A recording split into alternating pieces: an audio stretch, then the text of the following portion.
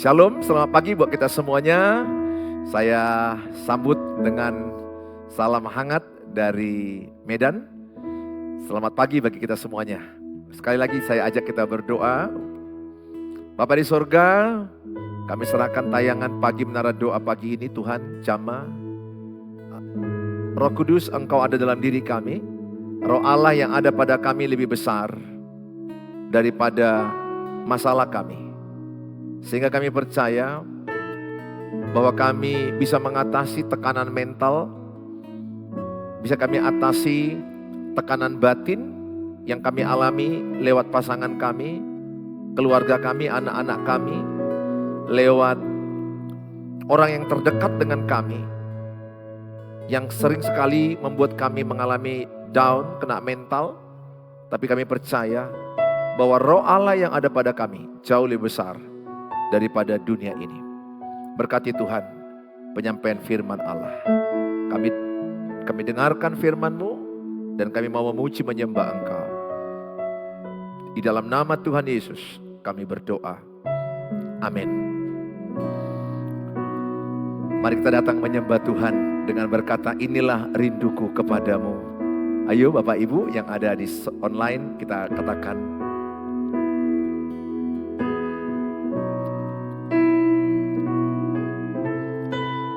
inilah rinduku kepadamu,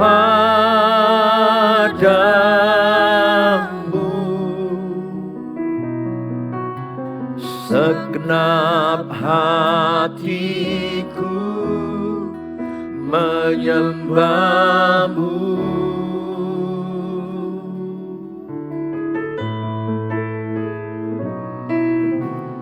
Seluruh jiwaku memujimu, ku menyembahmu, ku menyembahmu, ya Allahku. Ku berikan hatiku, berikan hatiku dan jiwaku, semuanya bagimu di dalam hidupku, di setiap waktu. Nyatakan jalanmu, inilah rinduku.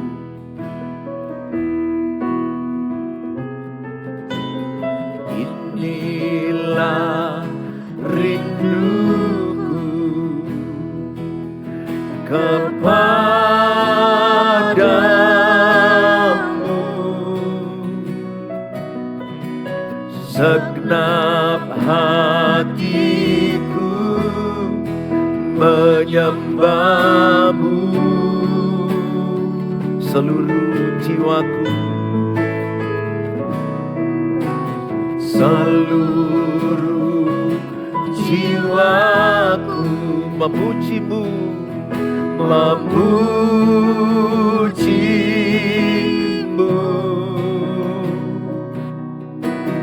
ku menyembahmu, ya Allahku. Ku berikan hatiku,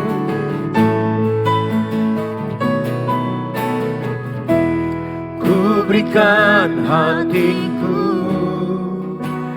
dan jiwaku, semuanya bagimu di dalam hidupku, di setiap waktu. Nyatakan jalanmu, ku berikan hatiku dan jiwaku, semuanya bagimu di dalam setiap waktu. Nyatakan jalan-Mu, ku berikan hatiku dan jiwaku, semuanya bagi-Mu di dalam hidupku, di setiap waktu. Nyatakan jalan, nyatakan Tuhan, nyatakan jalan, nyatakan Tuhan, nyatakan jalan-Mu.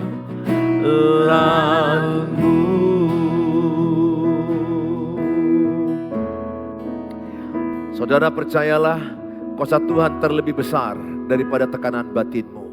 Dengan iman kita berkata, hanya Kau Tuhan penolongku. Ketika kita dekat Allah, kita akan tenang. Memang masalah tidak langsung selesai, tetapi ada damai sejahtera di hati kita dan pikiran kita. Sehingga kita bisa dengan tenang menghadapi setiap persoalan hidup kita. Dengan iman kita berkata, hanya Kau Tuhan penolongku. Ya Kau Tuhan penolongku,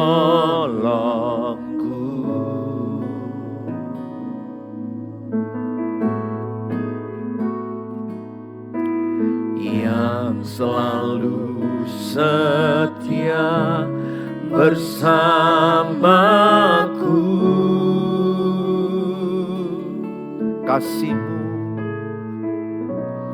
Kasih-Mu yang sanggup mengubah kehidupanku. Sungguh ku berserah, sungguh ku percaya, kuasa-Mu terlebih besar. Tuhanku terlebih besar. Tak pernah terlambat janji-Mu ya Tuhan, menolong hidupku.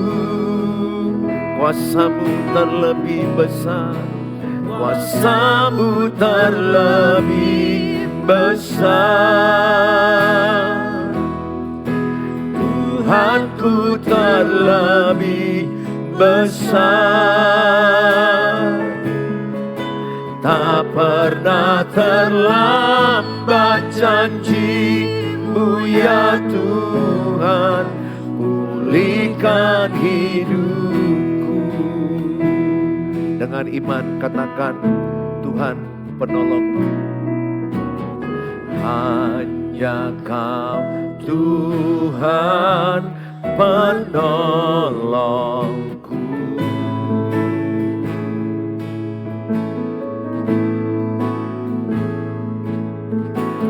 Yang selalu setia bersamaku.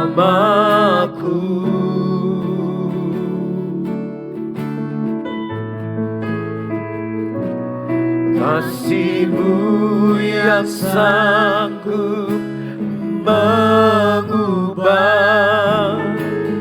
kehidupanku.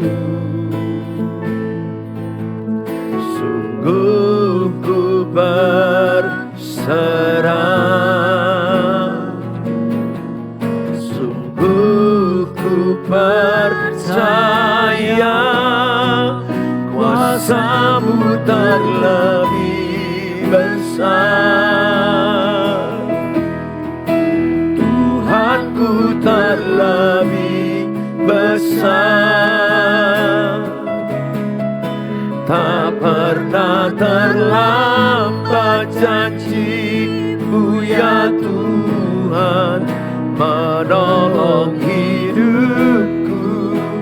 kuasa-Mu terlebih besar, kuasa-Mu terlebih besar. Tuhanku terlebih besar. Tak pernah terlambat janji-Mu ya Tuhan, pulihkan hidup. Tak pernah terlambat, tak pernah terlambat janji-Mu ya Tuhan. Tak pernah terlambat, tak pernah terlambat janji-Mu ya Tuhan. Tak pernah terlambat, tak pernah terlambat janji-Mu ya Tuhan. Pulihkan hidupku. Kami percaya waktu Tuhan tidak pernah terlambat pertolongan-Mu. Engkau sedang bekerja ketika kami berdoa. Engkau sedang bekerja untuk menolong kami, membela hidup kami. Kami percaya Engkau bekerja dengan cara-Mu yang luar biasa. Engkau bekerja, kami percaya Engkau menolong orang-orang yang datang padamu. Diberkatilah yang berharap padamu, diberkatilah yang mengandalkan Engkau, diberkatilah Tuhan. Terima kasih, terima kasih, terima kasih, terima kasih. Haleluya. Bekerja dengan cara-Mu, Engkau bekerja dengan cara-Mu, Engkau bekerja dengan cara-Mu. Haleluya. Kami percaya semua indah pada waktunya, semua indah pada saatnya.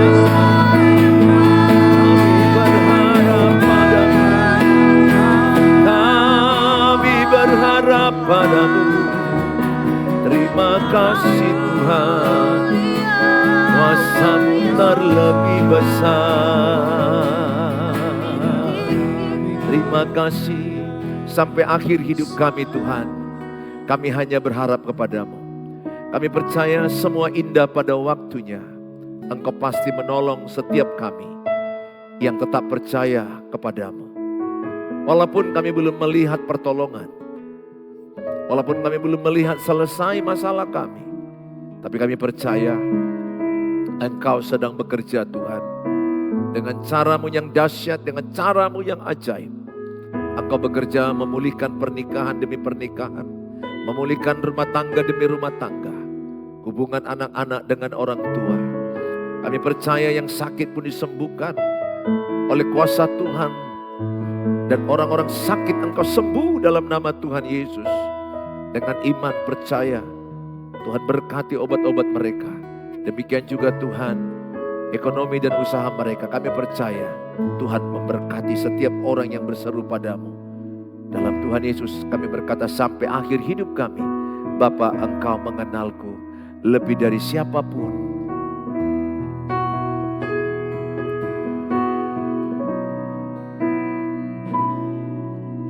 Bapa, Engkau mengenalku lebih dari siapapun. Engkau tahu ceritaku dan isi hatiku. Tak peduli masa lalu, peduli masa lalu, Engkau tetap memilihku. Ubahkanku, sempurnakan, jadi karya yang indah. Kini aku percaya tiada yang mustahil bagimu. Kuasa-Mu kuatkanku, dasarku berharap. Kini aku berserah pada rancangan-Mu bagiku. Ku ikuti panggilan-Mu, ku kan setia sampai akhir hidupku.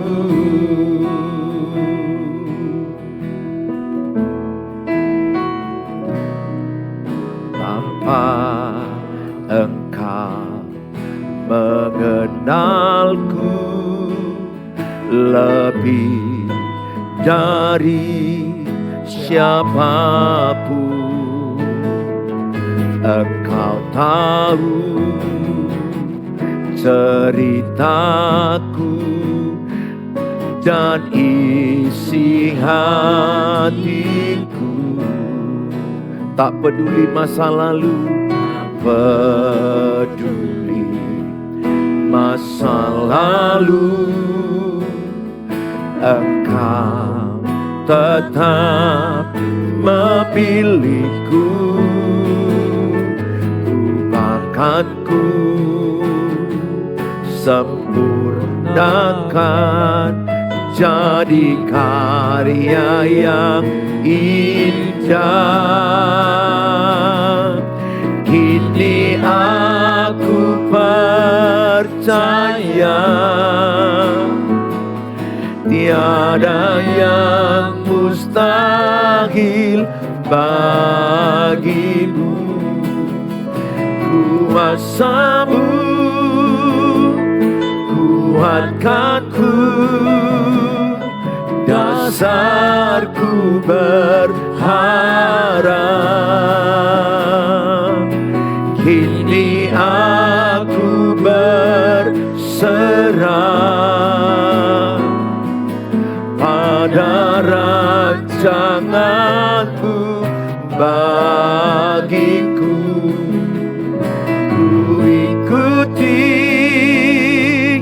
panggilan-Mu, ku kan setia sampai akhir hidupku. Kini aku percaya, kini aku percaya tiada yang mustahil bagimu. Kuasa-Mu kuatkanku, dasarku berharap. Kini aku berserah pada rancangan-Mu bagiku. Ku ikuti panggilan-Mu, ku kan setia sampai sampai akhir hidupku. Ku ikuti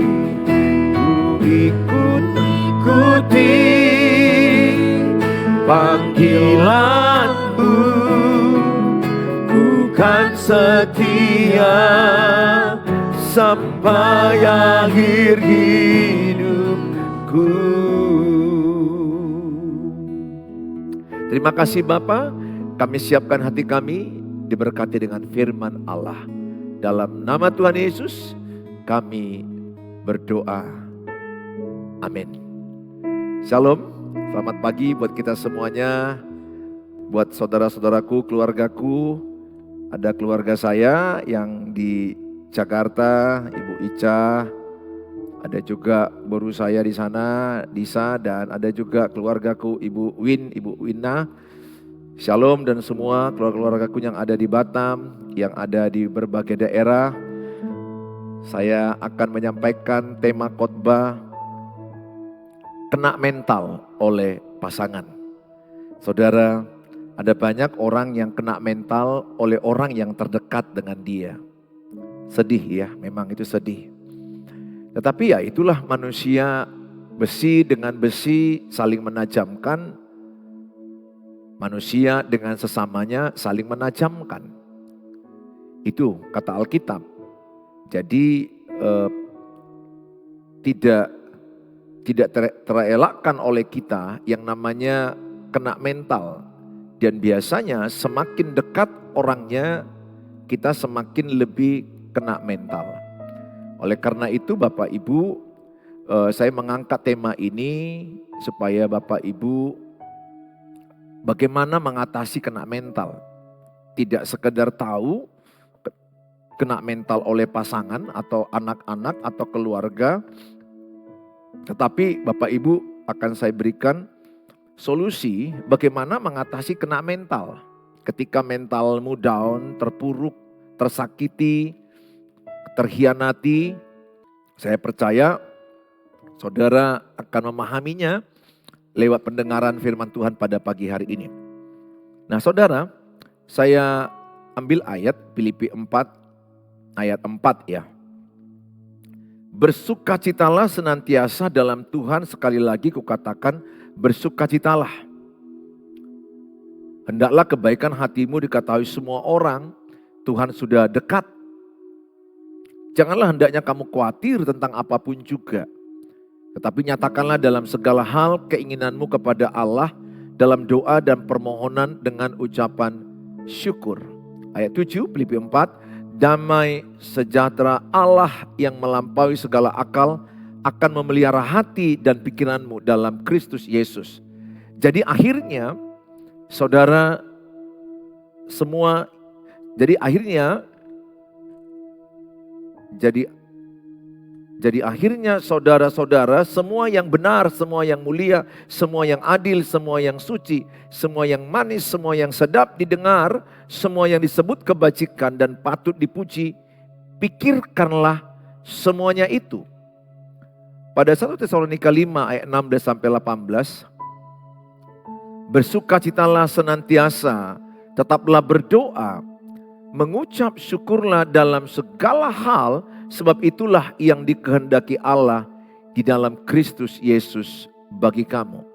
Definisi kesehatan mental. Kalau kita lihat apa definisi kesehatan mental menurut WHO.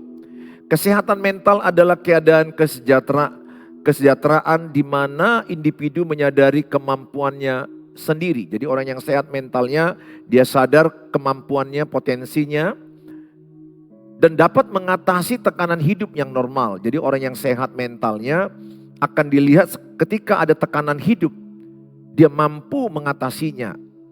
Tentu tekanan hidup yang normal ya. Maksudnya adalah misalnya kalau terjadilah kematian anak yang kita cintai, ya semua orang juga akan kena mental. Tapi dia akan mampu mengatasinya dengan seiring dengan waktu. Tetapi pada masanya awal-awalnya dia pasti akan ada kena mental. Sedih, terpuruk, lemah, nangis, terdiam. Contoh kasus seperti itu. Tetapi dengan seiring sehat mental dia mampu mengatasinya. Dan orang yang sehat mental dapat bekerja secara produktif. Jadi orang yang sehat mentalnya akan kelihatan dari cara kerja dia. Orangnya produktif.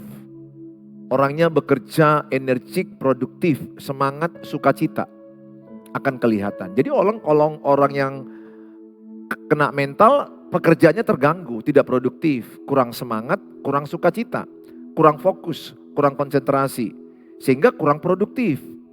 Karena dia memikirkan kata-kata orang yang menyakiti dia, memikirkan orang-orang yang mengecewakan dia, memikirkan orang-orang yang berlaku jahat kepada dia, sehingga dia gagal fokus. Karena dia sudah kena mental oleh kata-kata toksik dari keluarganya, dari pasangannya, dari orang yang terdekat pada dia. Sehingga orang yang kena mental dia kurang produktif, kurang fokus. Nampak dari cara kerja, nampak dari raut wajah atau gerak-gerik, nampak dari postur tubuh akan kelihatan. Orang yang kena mental dia nggak bisa bohongi. Postur tubuhnya akan kelihatan. Wajahnya, senyumnya, senyum yang terpaksa akan kelihatan. Dia nggak bisa menyembunyikan karena wajah itu adalah cerminan isi hati. Nah, orang yang sehat mentalnya, orang ini akan sangat bermanfaat. Tapi kalau orang sudah kena mental, dia kurang bermanfaat kepada sekelilingnya. Bahkan dia bisa menjadi victim mentality, mentalitas korban. Mengasihani diri, murung, sedih, meratapi nangis, meratapi nasib, dan akibatnya dia menjadi orang yang mengasihani dirinya sendiri. Jadi orang ini akan tidak produktif dalam bekerja. Dan orang yang sehat mental akan mampu memberikan kontribusi kepada komunitasnya. Ya, terima kasih Bapak Ibu yang sudah memberkati tayangan ini. Terima kasih. Tuhan memberkati. Nah, mampu memberi kontribusi kepada komunitasnya. Jadi kalau seseorang yang sehat mentalnya, dimanapun dia diletakkan, dia akan jadi berkat. Dia akan menjadi solusi. Dia akan bermanfaat. Dia akan berkontribusi kepada komunitasnya.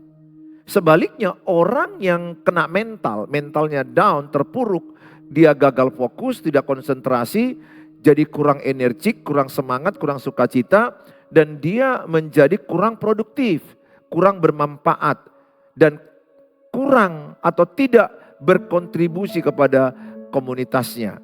Kalau ini dilanjutkan, dia jadi beban bagi keluarganya, beban bagi komunitasnya. Karena dia menunjukkan energi yang lemah, wajah yang penuh dengan pikiran yang tertekan. Dan Bapak Ibu, orang yang kena mental ini jangan main-main. Kalau ini enggak diatasi, dia bisa stres, depresi, frustrasi, bunuh diri. Itu urutannya. Jadi enggak boleh kita juga anggap enteng ketika ada orang bilang sama kita, wah aku ini maunya mau mati aja. Nah ini sering kita lihati orang-orang yang seperti ini. Saya berkali-kali di WA orang-orang yang berkata, aku mau mati aja. Aku mau mati aja. Hati-hati. Ucapan itu nanti ditangkap iblis dan jadi bagimu. Ibu dan bapak cepat mati. Don't do it. Jangan pernah ucapkan, aku mau mati aja. Aku mengerti mungkin ibu letih, bapak letih, anak-anakmu letih. Semuanya sudah letih. Sehingga orang yang letih ingin mati aja. Itu yang diinginkan iblis. Yohanes 10 ayat 10, iblis datang untuk membunuh, membinasakan, untuk mencuri. Oleh karena itu hati-hati. Saya pun pada masa kritis hidup saya dalam hubungan pernikahan, saya juga pernah berpikir, lebih bagus mati aja begini. Apa artinya? Saya merasa gak ada guna. Jadi artinya semua orang ketika orang kena mental itu iblis masuk kepada pikiran seseorang. Hati-hati, jangan berlama-lama. Tidak salah ibu menghubungi pendeta, konselor, bahkan psikiater. Beberapa orang yang baru datang ke gereja, ketemu saya dari luar kota, saya anjurkan kalau memang dibutuhkan psikiater, boleh. Karena psikiater juga adalah alatnya Tuhan untuk menolong orang sehat mental. Tapi ada juga yang saya anjurkan, saya pikir ini nggak harus ke psikiater. Ini cukup dengan ibu menyemangati dirimu dengan beriman kepada Tuhan, jaga pola makan, berolahraga, apalagi kan orang gangguan asam lambung ya. Orang gangguan asam lambung, kemudian ada masalah hidup yang berat, mana duluan itu? Masalah hidup yang berat baru asam lambung atau masalah hidup yang berat? Biasanya ada riwayat orang punya masalah hidup yang pahit, yang kena mental tekanan batin, berbulan dan bertahun, menahun, yang menjadi pikirannya dan menimbulkan asam lambungnya naik. Asam lambung yang naik inilah yang disebut nanti bisa menjadi panas dalam bagian lambungnya dan bisa naik sampai ke tenggorokannya. GERD anxiety. Jadi dia cemas, overthinking, berlebihan dipikirkannya masalah itu. Makanya salah satu terapinya adalah melepaskan pengampunan. Jangan genggam rasa sakit yang ada di hidupmu. Semakin kita genggam rasa sakit dan marah, kecewa, itu semakin sakit kita. Tapi semakin dilepaskan, let it go, saya percaya kita makin sehat. Let it go artinya adalah serahkan kepada Tuhan. Jadi ada bagianmu memikirkan, ada bagian kita memikirkan, melakukan semampu kita. Kita Roma 12 katakan begini, ada batas-batas kemampuan pikiran manusia. Jangan memikirkan lebih daripada batas kemampuanmu. Itu Roma 12 ayat 3. Jadi setiap orang sudah ada batas-batas berpikirnya. Nggak usah dipaksakan. Semampu kita pikirkan solusinya bagaimana ke depan. Di luar kemampuanmu, lepaskan ke Tuhan. Let it go. Coba tulis di kolom. Let it go. Tulis di kolom. Let it go. Tuliskan. Ya, let it go. Tulis di dalam kolom-kolom yang ada. Artinya apa? Lepaskan rasa sakitmu. Udah puji Tuhan. Saudara tulis let it go. It itu apa? Rasa sakitmu, rasa kecewamu, rasa kepahitanmu, rasa ketertolakanmu, rasa engkau dikhianati, rasa dendammu, bencimu, gerammu, panas hatimu, amarahmu. Let go. Let go. Jangan genggam. Jangan genggam. Lihat tangan saya dua-dua. Kalau saya genggam, apa yang terjadi? Sakit. Sakit. Makin ku genggam, contoh ya, kok begini istriku, kok begini anak-anakku, kok begini pasanganku, kok begini mertuaku, kok begini pengkhianatan yang kurasakan, kok bertahun orang lain pasangannya baik. Nah, perhatikan baik, pembandingan itu toksik. Jangan pernah pembandingan. Dan itu juga belum tentu dia lebih baik. Karena orang akan cenderung tidak menunjukkan masalahnya. Tiap orang punya penderitaan. Jadi orang yang menggenggam, kok begini pasanganku, kok begini istriku, kok begini suamiku, begini anak-anakku, begini mertuaku. Semakin kuat genggaman amarah, semakin kuat genggaman bencimu, engkau semakin sakit. Apa yang saya lakukan kalau sudah begini? Maka sebaiknya saya pelan-pelan dengan pertolongan Roh Kudus. Roma 5:5 dikatakan oleh Roh Kudus kita mampu mengasihi. Jadi mengasihi bukan kekuatan kita, tapi kekuatan Roh Kudus. Dengan pelan-pelan kita minta kekuatan Roh Kudus sehari, 2 hari, seminggu mungkin. Karena ada juga orang beda-beda hari ya. Ada orang yang mampu seketika, ada orang butuh waktu. Ada orang waktu yang panjang karena terlalu sakit dikhianati 10 tahun, 20 tahun. Terlalu sakit yang dilakukan oleh pasangannya. Cerita kita beda-beda. Tapi tidak ada pilihanmu. Demi kesehatan mentalmu, demi kesehatan dirimu, let it go. Rasa sakitmu pelan-pelan kau buka, kau lepaskan. Kau lepaskan pelan-pelan, lepaskan pelan-pelan. Artinya apa? Serahkan kepada Tuhan. Berserah. Inilah level iman yang tertinggi di Alkitab. Berserah kepada Tuhan. Bukan menyerah, berserah. Serahkan kepada Tuhan apa yang tidak mampu kau ubah. Serahkan kepada Tuhan apa yang tidak mampu kau pikirkan. Let it go. Maka doa saya seperti ini Bapak Ibu. Saya bilang, Tuhan, mampukanlah saya mengubah apa yang dapat kuubah. Kedua, Tuhan, mampukanlah saya menerima atau berdamai dengan apa yang tidak bisa kuubah. Jadi Tuhan mampukan saya menerima apa yang tidak bisa kuubah. Apa yang tidak bisa kuubah? Masa lalu yang pahit tidak bisa kita ubah. Tidak ada orang yang bisa masuk ke masa lalu. Kita hanya bisa hidup sekarang untuk masa depan yang lebih baik. Mau jungkir balik, tidak bisa kembali kepada masa lalu. Jadi apa yang kita lakukan?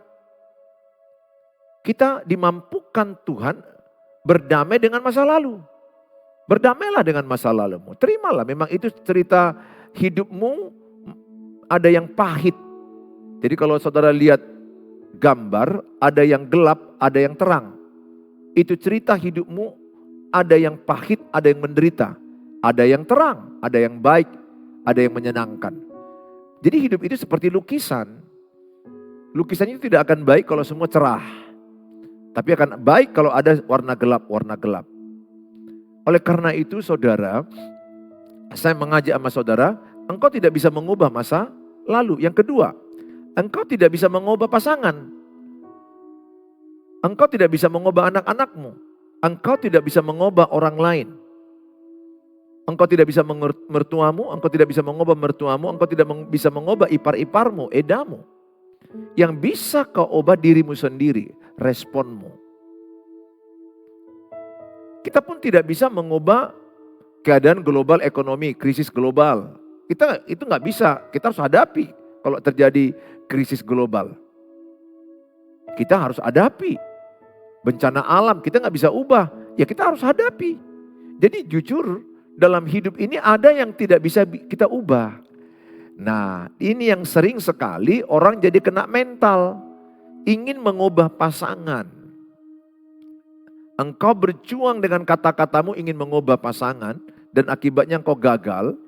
Dan engkau semakin down. Ini pertanyaan banyak di TikTok, di YouTube, Instagram, Facebook selalu mereka bertanya, Pak Pendeta, bagaimana aku bisa mengubah pasangan? Enggak bisa. Pekerjaan sia-sia ingin mengubah pasangan. Pekerjaan sia-sia. Itu urusan Tuhan. Itu bagian Tuhan mengubah manusia, bukan bagian kita. Makanya banyak orang semakin kena mental, makin down. Karena ingin mengubah. Aku dulu begitu, saya begitu. Pernah. Kayak mana ya supaya istriku ini berubah? Fokusku adalah bagaimana supaya istriku berubah. Sekarang tidak, fokusku bagaimana aku berubah. Bahkan saya selalu ajarkan kan semua kepada kita, keluarga-keluargaku. Masih ingat doa yang saya ajarkan? Tuhan Yesus ubahlah saya, ayo sama-sama katakan. Tuhan Yesus ubahlah saya, supaya lewat perubahan saya, keluarga saya diselamatkan. Jadi fokus kita adalah perubahan diri sendiri. Saya begitu dalam memimpin gereja, memimpin Yayasan Betel Cabang Sumatera Utara. Saya memimpin keluarga saya, memimpin kehidupan saya adalah dengan berfokus kepada perubahan hidup saya. Saya tidak berfokus kepada perubahan hidup orang. Ya, tentu kita mengharapkan, mengimani supaya pasangan kita berubah, anak-anak kita berubah, itu bagus. Mengharapkan, mengimani itu bagus. Mengharapkan, mengimani komunitas kita berubah bagus. Tapi kita harus jadi teladan dulu, itu loh. Tuhan mau pakai kita lewat perubahan hidup kita, sekeliling kita diubahkan. Nah di sini yang sering saya lihat, Bapak Ibu, sering orang semakin kena mental. Saya berdoa, yang saudara lakukan pertama adalah serahkanlah segala khawatirmu kepada Tuhan. Itu yang pertama. Maka Filipi 4 ayat 6 itu dikatakan, serahkanlah segala khawatirmu kepada Tuhan. Saudara tahu tulisan itu dibuat Rasul Paulus dalam penjara. Dari dalam penjara dia menuliskan ini kepada jemaat di Filipi dan jemaat Tesalonika supaya tetap bersuka cita meskipun banyak penderitaan. Supaya tetap bersuka cita meskipun banyak yang mengejar mereka karena iman mereka kepada Tuhan Yesus. Jadi latar belakang nats yang saya bacakan tadi Filipi dan Tesalonika adalah Rasul Paulus dalam penjara tertekan sebenarnya, tetapi dia mampu mengelola tekanan batinnya. Dia mampu mengelola mentalnya supaya sehat. Harusnya kan yang di luar penjara memotivasi yang dalam penjara. Tapi Rasul Paulus tidak. Dari dalam penjara dia yang memotivasi, menginspirasi jemaat yang ada di Filipi, jemaat yang ada di Tesalonika, supaya bersukacitalah senantiasa di dalam Tuhan. Sekali lagi kukatakan bersukacitalah. Kenapa Rasul Paulus menekankan itu? Dan Alkitab berkata Amsal 17 ayat 22, hati yang gembira adalah obat yang manjur.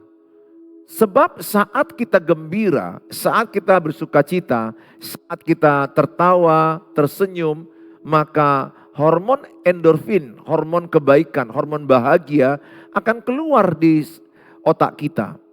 Dan itu adalah sebagai painkiller, menghilangkan rasa sakit di otak kita. Makanya saya ajak sama saudara, kelolalah emosimu, amarahmu dengan baik. Supaya saudara bisa tertawa walaupun ada masalah. Karena Tuhan mau kita tetap bersukacita, tertawa walaupun semenderita apapun kita. Ada loh orang satu hari pun gak ada ketawa. Ada lagi seminggu pun gak ada ketawa. Ada lagi sebulan pun dia gak pernah ketawa. Ada lagi setahun mungkin dia gak pernah ketawa. Sehingga ada orang ketika orang melihat dia ketawa, maka orang berkata mujizat itu terjadi. Karena dia gak pernah ketawa, jarang. Saya pernah jumpai orang ketemu saya dia ketawa, baru dia bilang udah lama loh saya tidak ketawa. Jangan ya, saudara sakit mental namanya itu. Kalau bapak ibu tidak tertawa dalam sehari, kasihan. Dalam seminggu, bayangkan kalau sehari nangis, seminggu nangis, sebulan nangis. Betapa hancurnya jiwamu, mentalmu, ya kena psikis dan tubuhmu sakit. Makanya ada namanya psikosomatik. Psikosomatik itu kan adalah tubuhmu sakit karena jiwamu sakit. Jadi dalam jiwa yang sehat terdapat tubuh yang sehat. Dalam jiwa yang sakit terdapat tubuh yang sakit. Itu yang sebenarnya. Bukan dalam tubuh yang sehat ada jiwa yang sehat. Jiwamu yang sehat, tubuhmu akan sehat. Ya, itu buktinya endorfinmu keluar. Hormon kebahagiaan, painkiller, pembunuh rasa sakit, itu sejenis morfin loh. Endorfin itu sejenis morfin yang mampu menghilangkan sakit. Itu morfin itu kan dipakai dunia kedokteran, penghilang rasa sakit yang paling kuat. Di otak kita ada namanya endorfin. Kedua, kalau kita tertawa, maka pembuluh darah kita akan melebar. Oksigen cukup di otak, oksigen juga cukup di jaringan kaki, hilang kebas, dan hilang migrain, sakit kepala sebelah, hilang juga vertigo, oyong, bahasa Ibraninya mirdong, ya, bahasa Ibrani maksudnya bahasa margasi barani, hilang mirdong. Saudara, jadilah orang yang bisa tetap tertawa walaupun banyak masalah. Ya, bagaimanapun caranya harus dilakukan. Tapi Alkitab mengajarkan kita bersukacitalah dalam Tuhan. Jadi bagaimana supaya bisa tertawa? Serahkan kepada Tuhan dan bersukacita dalam Tuhan. Bersukacita dalam Tuhan. Ya, saya begitu, saya sadari. Jadi kita bersukacita inside to outside. Jadi jangan buat sukacitamu dari orang lain ke saya, ke dalam. Kalau kita membuat dari outside to inside, terbalik. Jadi sukacita kita dari inside Tuhan Yesus keluar kepada komunitas kita outside. Saya mengajak sama saudara, jaga kesehatan mentalmu. Ya, penting olahraga, penting. Semangati, saya olahraga jalan kaki 1 jam sehari. Ya, penting saudara juga menikmati matahari. Jangan berkurung-kurung terus. Orang yang anxiety ini kan takut berlebihan, cemas berlebihan. Terlalu berlebihan memikirkan sesuatu yang belum terjadi, overthinking. Jadi orang yang anxiety ini selalu waspada. Nah, ini kena mental dia, gangguan juga di jiwanya ini, tekanan. Dia menjadi pribadi yang selalu waspada pada sesuatu yang belum terjadi. Overthinking. Jadi nggak tenang hidupnya. Ingat Matius 6 ayat 3-4. Kesusahan sehari cukuplah sehari. Jangan kamu khawatir. Artinya apa? Kalau hari ini kita hidup, nikmati hari ini, hidup dengan maksimal. Masalah besok, udah percayakan ke Tuhan. Yang penting kita hidup besok, bersyukur, berdoa, kerja benar. Nggak usah pikirin masalah besok apa, masalah 2 hari lagi apa, masalah 3 hari lagi apa. Nggak usah. Pikirkanlah hari ini aku hidup, aku mau benar-benar hidup dalam Tuhan, bekerja dengan benar, dan aku beriman kepada Tuhan. Selebihnya bagian Tuhan. Besoknya lagi hidup begitu aja. Hari ini aku hadapi masalahku bersama dengan Tuhan, aku percayakan kepada Tuhan. Aku mau bekerja dengan benar. Besoknya lagi begitu. Nggak terasa udah sebulan. Nggak terasa setahun. Saya melatih diri saya begitu. Hidup sehari demi sehari. Hari ini apa yang bisa saya kerjakan dengan maksimal. Apa yang bisa saya lakukan dengan benar. Dan saya belajar tertawa di tengah-tengah pekerjaan saya yang banyak. Saya juga tertawa. Dan saya adalah salah satu suami ya yang suka membuat istriku tertawa. Karena dulu kami pernah perang saling menyakiti, melukai. Saya mengejar kesalahan saya. Saya menebus kesalahan saya. Saya menebus ketertinggalan saya. Jadi saya paling senang kalau sampai ke rumah, saya berpikir di jalan bagaimana membuat istriku ketawa. Ya kurencanakan bagaimana membuat anak-anakku ketawa. Kan bahaya kalau laki-laki lain yang membuat dia ketawa, itu kan bahaya. Saya yang membuat dia ketawa. Selain saya berpikir bawa makanan, saya berpikir bagaimana istriku bahagia bersamaku. Bagianku adalah membuat istriku bahagia tertawa. Kalau dia tertawa, dia makin awet muda, dia makin segar. Masalah pasti ada.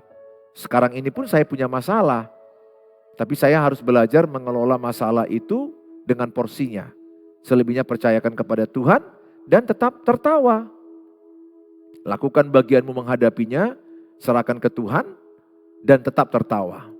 Ya, ibu-ibu, bapak-bapak, kalau sini ada bapak-bapak, sukalah membuat istrimu tertawa. Kalau ibu-ibu, sukalah membuat suamimu tertawa, bercanda. Nah, yang kadang-kadang jahatnya suami suka membuat istri orang lain ketawa. Nah, ini menjadi masalah. Suka membuat anak gadis orang lain ketawa. Sampai di rumahnya istrinya beku. Istrinya disalibkan. Istrinya nggak dicakapin, nggak dibuat joke, nggak dibuat humor, nggak ada pujian. Nah, ini memang suami yang juga sudah gangguan jiwa. Istrinya dibuatnya menderita, istri orang lain dibuatnya bersenang-senang. Gajinya dikasihnya kepada perempuan lain, istrinya dibuatnya susah. Kalau itu pun terjadi kepadamu ibu, ibu harus menghadapinya seperti saya katakan tadi. Hadapi dengan iman, lakukan bagianmu sebisamu, serahkan kepada Tuhan, dan ibu tetap tertawa. Tragedi jadi komedi. Jadi ibu harus tetap menata amarahmu, emosimu, jiwamu supaya sehat. Senangkan juga dirimu, jangan larut dalam duka. Kan kitab Tesalonika katakan jangan larut dalam duka. Itu kan bicara kematian ya, jangan larut dalam kematian.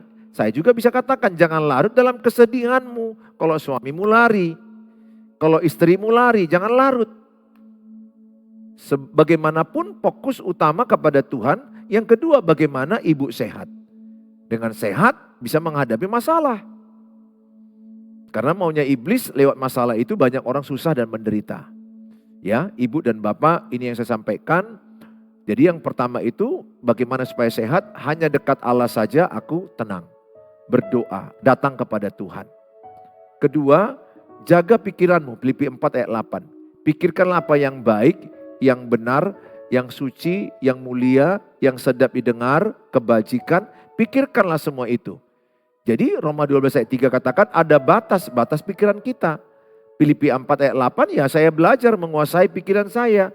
Memikirkan yang baik, memikirkan yang benar, yang suci, yang sedap didengar, kebajikan. Pikirkan semua itu. Jadi saya tidak pikirkan yang buruk. Saya tidak pikirkan hal-hal yang najis. Saya tidak pikirkan hal-hal yang menyakiti saya. Karena peperangan itu ada pada pikiran kita. The battle in your mind. Menang dalam pikiran, kita akan menang di luar. Jadi orang itu cemas, orang menjadi depresi, stres adalah bermain di pikirannya. Ini medan peperangan. Makanya pikiran kita ini harus dilatih untuk memikirkan yang baik. Sesuai dengan Filipi 4 ayat 8. Bingkai menjadi pikiran yang sesuai dengan harapan Kristus. Percayalah ketika ibu dan bapak datang ke Tuhan melatih pikiran, maka damai sejahtera Allah memenuhi hati dan pikiranmu. Ini yang mau saya sampaikan kepada kita semua. Semangat menjalani kehidupan berumah tangga yang penuh dengan suka duka. Tapi saya percaya di dalam Tuhan Yesus keluarga saudara bisa dipulihkan.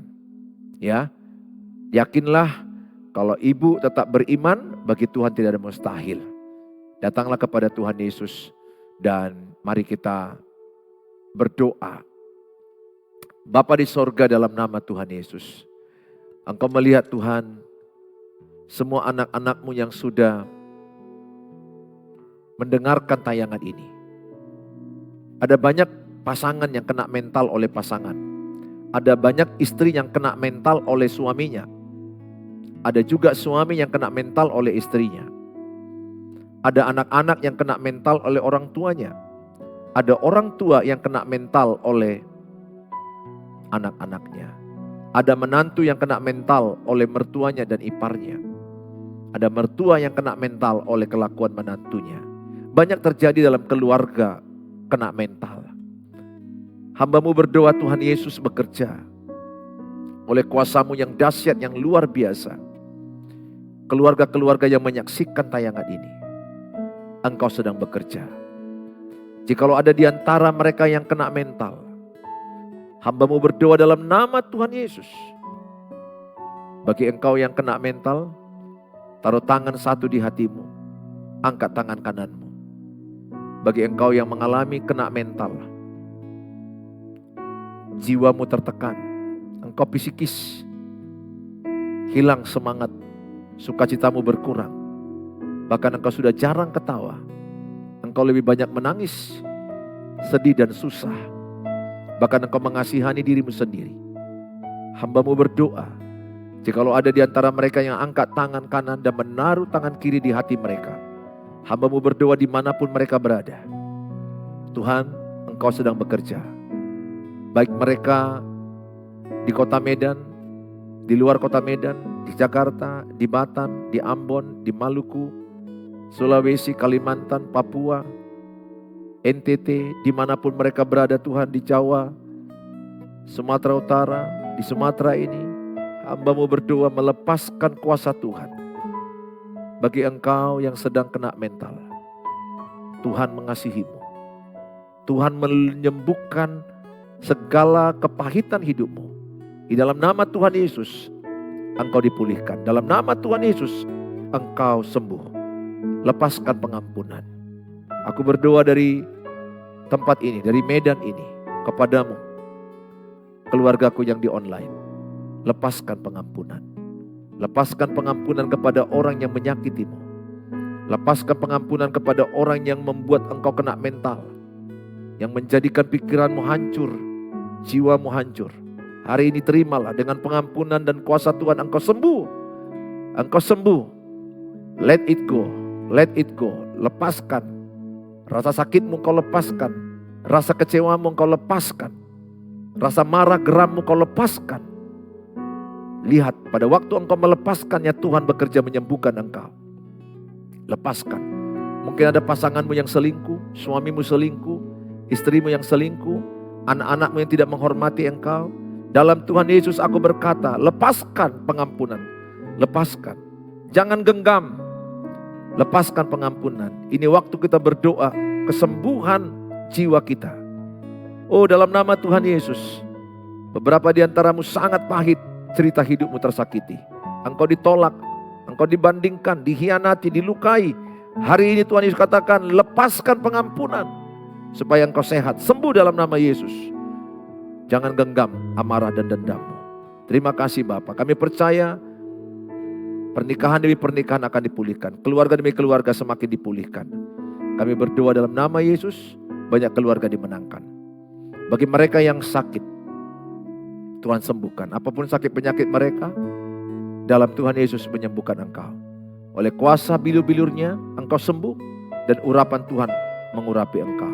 Terima kasih Bapa. Kami serahkan dalam tangan-Mu bagi mereka juga yang sedang berjuang masalah keuangan ekonomi. Tuhan tolong mereka yang sedang berjuang mencari, mendapat keturunan, mendapat jodoh, mendapat pekerjaan, menjual rumah. Apapun yang sedang mereka minta doakan lewat menara doa ini Tuhan. Kami berdoa dalam nama Tuhan Yesus. Tuhan menjawab doa-doamu. Terima kasih Bapa.